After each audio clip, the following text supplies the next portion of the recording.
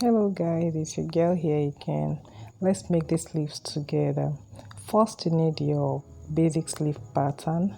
So once you get that, you're going to determine the length of the sleeve, the actual length. Then you determine the length of the puff part of the sleeve, just like you see me do right here. I measure the longer length first, then I roll that out. Because I don't want to cut my pattern, I still need it for other things, so I'm just going to be rolling it out, and then I'll be tracing just the shorter part, the puff part. Okay, so I'm just going to fold on the longer length here so I can cut the straight sleeve, the shaped sleeved part. Then I'm going to trace out the shorter part. So here I've traced the shorter part out. After you have traced that out, you're going to roll your slash lines because you're going to be slashing it. You can see it's a flare, so we're going to be doing slash and spread method.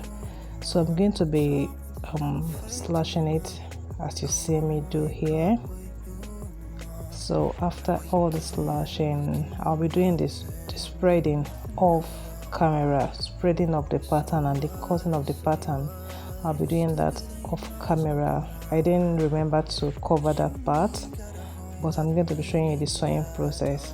So after cutting it, I went ahead I also cut the lining, and then I interfaced the lining. You can use your hair stay, but I would advise you use your either paper stay or gum stay, so that it can give you the standing effect you saw in the first picture. Okay, so I think I spread a little bit much, but it's actually needed if you want the fullness at the bottom part of the flare. So here is me showing you the interface I infused in the lining. So you go ahead and pleat the flare on the straight part. Okay, so this is the inside of the sleeve as you see me. So you do the same thing just the way I'm doing it. Okay, I think the video is clear enough. So I'm going to be joining the side of the flare to the side of the straight sleeve. You can see that there is excess at the bottom part of the flare, so I'm going to join the other side of the sleeve, and I'm going to be notching the midpoint of this sleeve, that is the top part of the sleeve. I'm going to be notching it, so I'll notch the flare part because it's a bit bigger than the straight sleeve. So I'll go ahead and notch also the straight sleeve. So I'll be notching the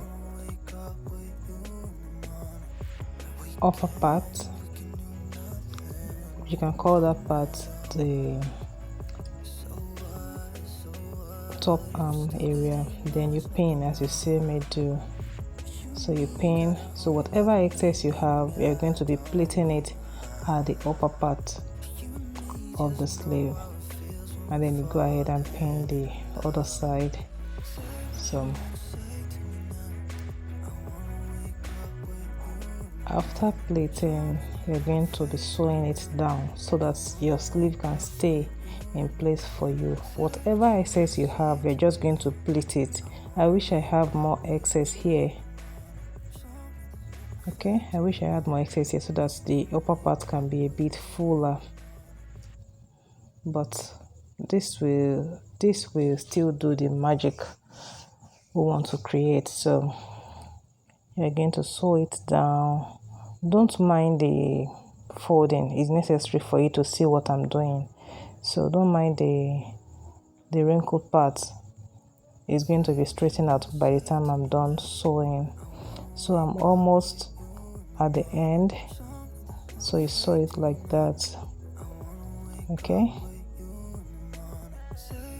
so in case you use a lot of pins like I did, you have to take all your pins off. You don't want to break your customer with pins. So you're going to be sewing the sleeve now. Make sure you align those points so that they can be well aligned. Okay, I advise you use a lot of pin when you are doing some tricky sewing like this. It will help you a lot to save you some stress. So you sew it down as you see me do. Then be careful not to sew part of the flare, because we have much fabric inside, so you have to be careful not to sew the wrong part. Okay, so after doing that, let's flip together and see if we did not sew any wrong parts. And here we go. See that part I told you to align? You see it's well aligned here, so yours too has to be aligned. So let's fix this on the mannequin now to see the fittings. Okay, so I'm just pinning this in place so you can see the outcome of our sleeves.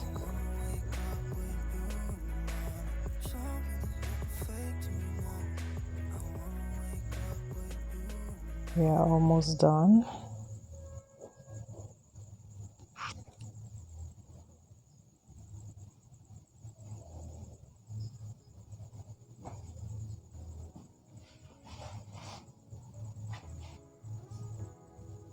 So you can make your own spread at the upper part fuller so you can have more to plait, but this is okay for me, for my clients. So that's it, guys. I hope you enjoy watching this video as much as I enjoy making it. Thank you so much for staying tuned. See you in my next one. Bye. Turn it to an ocean, let me float around. Eyes closed.